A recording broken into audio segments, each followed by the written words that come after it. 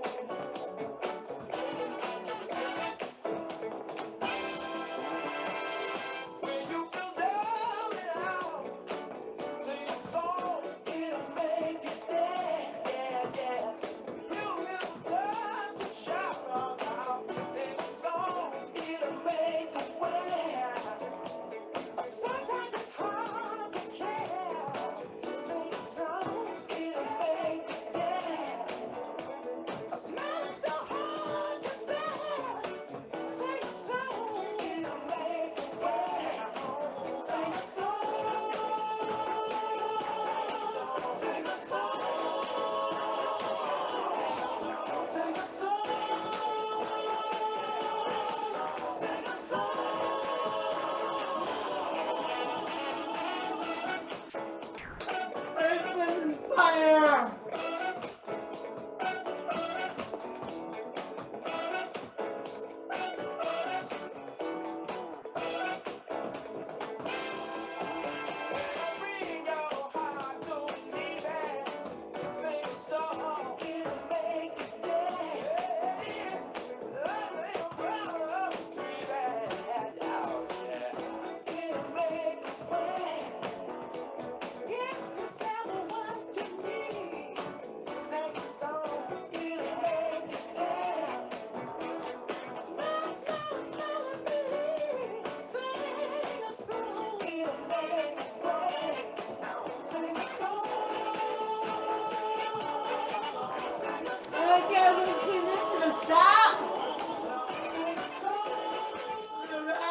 Good.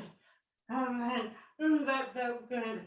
Guys, like I always say, find a playlist that makes you feel good. I love some of the quote-unquote oldies, like Earth, Wind and Fire. There's a lot of Motown, Earth, Wind and Fire on my playlist. And guys, when I'm feeling a little down, having a bad day, sometimes moving and grooving for about 5 minutes can really lift my spirits. I love to do moving and grooving before I have an audition. Just a lot of ways just to let go of any stress and to really focus. All right. So before we so today, guys, I've said before, I think what's really amazing about being an actor, being an artist, is the opportunity to learn from other actors and artists. And probably any profession, but I'm an actor or actor, other directors. And luckily, especially now, there's so much rich material on YouTube and other interviews, and that's why I share clips on our Tuesday trivia and sometimes on Motivation Wednesday to learn about our craft. What makes other actors? What do they do to be at the top of their game? What do they think is important? And I really think it's another way for us to learn, and I love that David does Meet the Biz, but I do this also because we want to give you guys as much information and material for you to be your very best. And I think part of being motivated is to learn from other people. So this is a clip, and I'm going to show these, like I said, every other Wednesday of 10 actors sharing what's important to them. I invite you to listen and really take it in. A couple of the actors, Alan Rickman and Christopher Plummer, are no longer with us. This is about a 5-year-old. But take it in. Really, really listen to what these guys are saying. Take it in, listen. I hope you enjoy it. And I will also guide, there is some writing, some text before each clip we go to, so I will be saying that out loud, so that will be my voice, but then add into it. All right, let's go to this amazing clips, and I hope you enjoy them. Pixar Films, 10 actors on acting. Alan Rickman, Christoph Waltz, Jake Gyllenhaal, Jessica Chastain, Robert De Niro, Edward Norton, Christopher Plummer, Tom Hanks, Matt Damon, and Michael B. Jordan. The art of embracing every actor who plays theater can tell you that when you come off stage one evening and you say, I nailed it. Tonight was the perfect performance. I hit everything that I set out and blah, blah, blah. Chances are at about 99% that the audience was bored. But the cosmic justice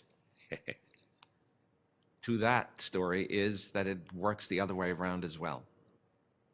When you go off and say, that was the bottom of my career, and I will not be able to ever show my face to my friends and colleagues again, chances are, unfortunately, they're not 99%, but you know, whatever, that people will come up to you and say, that was a great night.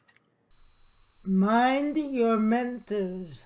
Matt Damon speaking. I had a great teacher in high school, and I felt like I wanted to be an actor, but I went to high school at 13 years old as a freshman and knew that I was going to take classes with this guy. He was kind of very well known in my town, and he really was a guy named Jerry Specca, and he really was just a huge part of why Ben and I pursued it with such discipline and always took our work so seriously. He was he was a great teacher in that way. He taught even kids who didn't go into drama,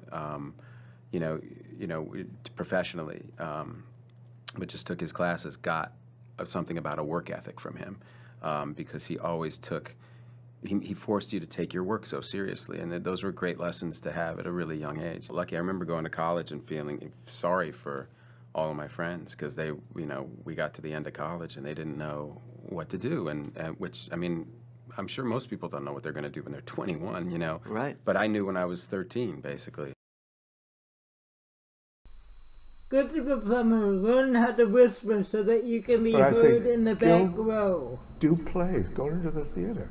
You can make money, but always come back to the theater where you can learn your craft. You learn it as important, just as important for the camera to know the theater. It gives you such confidence. Because if you can play and be heard in front of a lot of live audiences, then there's nothing to scare you in front of a camera. So do that, because then it'll train your whole body. We're just not looking at you in a close-up. It's your whole body and your whole voice and your projection. Learn how to whisper so that you can be heard to the back row. And then you're getting somewhere. But that's all I can say, because I don't want to bore them with, now you must read. That speech from Jaques, you know, all the world's a stage and I want you to do it for me tomorrow. No, I'm none of that jazz. They'll find out. Alan Rickman, nurture your imagination. Whenever young actors now say to me, what advice do you give me? You know, I'm thinking about training, I want to be an actor, whatever. I say, forget about acting. And I really mean it at that point in time, because whatever you do as an actor is cumulative. It's about, so I say, go to art galleries, listen to music, know what's happening on the news in the world, and form opinions, develop your taste and judgment, so that when a quality piece of writing is put in front of you, your imagination, which you've nurtured, has something to bounce off of. Yeah. Edward Norton, find words that speak. One of the very first things I ever said to Gavin was, I think your writing's great, I think it's really interesting, but I don't personally have any interest in doing a cop film just to do a cop film. I told him, I said, I'm only interested in this if we're pursuing on some level something that resonates with the times we're living in right now. It's not about a genre or about even sometimes a specific character. It's if I feel that there is an honesty and a sort of beating heart that exists underneath material. You know, so often you can say, oh, well, I really want to play a cop, so, but that isn't really, to me, the reason why, for instance, a movie like End of Watch, I gravitated towards it, because not only somebody like David Ayer, who I think is so brilliant as a writer and as a director, but I think what really drew me to it was the relationship and the heart in the middle of this film. You know, I mean, we've seen so many cop genre movies, and you know, this is different because of that friendship, and the friendship could be taken out of that car and put in any other context. And I think I look for that in everything I do, some sort of sense of honesty and truth between characters. Jessica Chastain, actors are not puppets, good directors are not puppeteers. Christopher Nolan, Sure. Guillermo del Toro, they all feel in the world of what that artist is. I have a lot of respect for directors, and I'm not very interested in being in a film where 20 people are directing. It's direction by committee. I like to know the artist that I'm working alongside with, the collaboration. So when signing up for a film, I've seen all their other films. On set, I mean, during I rehearse a lot on my own in terms of finding who the character is, and I will include the director if they want to be included in that. Guillermo del Toro gave me 10 pages of backstory for my character, from the moment she was born until the moment the film starts, of what her favorite smells are, what her favorite foods are, her relationship with her parents. Usually that's information I write on my own. Some directors like to be included. Sometimes you say to a director, this is what I was thinking. They kind of go, okay. But you know, it doesn't really matter. I know I am not the kind of actor that wants to do a scene where the director says, it's one thing, it's fine if it happens like one time in the movie, but if the director says, I need you to move the glass from here to here on that line, I feel sometimes when directors are too overbearing with their actors on, you need to do that, and on this line, and then you need to stand up. I live for surprises. I love to be surprised by the director. I like to not know what's going to happen sometimes when I'm on set. I love to be surprised by the other actors. To me, that's the magic of what filmmaking is. I love that life. So for me, that's important when working with a director. I don't want to work with someone where I'm like, I could be any actor, that you're just using me as a puppet. Less equals more. Robert De Niro. Yeah, and it's simpler than you think, and it's very hard for actors, and I get caught up in that myself, where you have to do more, do something, and you don't have to do anything, nothing, and you're better off, and it'll work the way people are in life. They don't do anything. They could, I'm talking to you and I'm looking at your expression, and you could have been told that somebody in your family was this or that, some terrible thing. You're still going to have the same look on your face, and that says more, allows the audience to read into it as opposed to you telling them what they should feel. And actors tend at times to try and say they have to give it something, and they don't have to give it anything. So with David, if we're just working and working and doing all these things, you don't have time to think about, well, this or that, or how do I spin it or interpret it. You just have to do it, and it'll take care of itself. Embrace the audition. Michael B. Jordan. It's a process, man. Auditioning is it's some actors hate it, and I know as one point in time where I really hated it, and then I started to become more confident, and I guess the small successes built up your confidence, and now then you don't really mind going to auditions anymore. It's just like, I'll go in and read. Let's go do it. I think it's fun. It's like, I think it's it's a competition in a way. I want to feel like I want to feel like I worked harder than everybody else. So when I walk into audition, it's like, you got to have a little, not cockiness, but confidence to it. Like now, the auditions, the roles I want to go in there, I want to be the only me.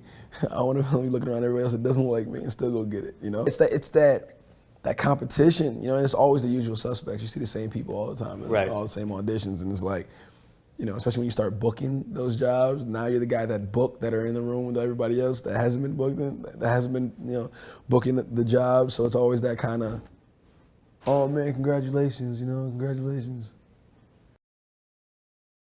Characters live and breathe with Tom Hanks. There's no shortcut. There's no excuse for familiarity with the text. I mean, that's an old lesson that I learned a long time ago, but I didn't really understand it before. You have to know deep down inside somehow the truth behind what the character is going through, even though you will may never get a chance in order to actually verbalize it. But you have to understand it. You have to know that the risk that the character is running every step of the way. In Sleepless in Seattle, to me, was all about a guy who was honestly saying, my wife how will I ever love again? Exactly. I can't do that because the love of my life is gone. And in You've Got Mail was a guy, I am going to repeat the life of my grandfather and father. I'm going to have 5 marriages, and none of them are going to work out. I don't want that. When all else fails, it helps to know Ben Affleck. Ben and I talked about it recently because, we were young, and we were going to New York together when he was 14 and I was 16, and we were auditioning for stuff, going to New York by ourselves. We had these whole we had these careers, they weren't going anywhere really, but we'd go, we'd audition, we'd get called back, and I think about, wow, we were really, really young, and I think we fed on each other's enthusiasm. I don't know what would have happened if I hadn't met Ben. A special thanks to Charlie Rose, Off Camera with Sam Jones, BAFTA Productions, and Theatre Museum Canada. I hope you enjoyed that. I like to take notes, but you can also, if you have a recorder on your cell phone, you can record something that you like.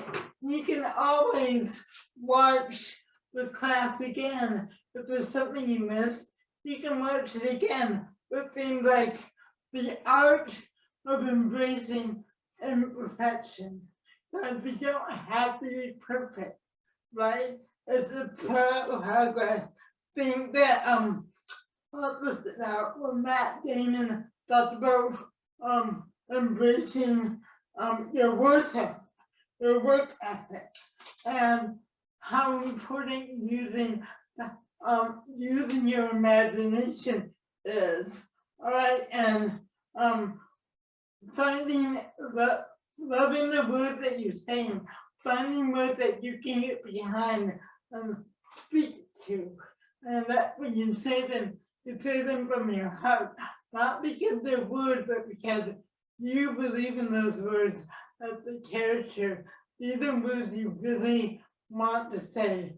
Those are some of the things I got from it.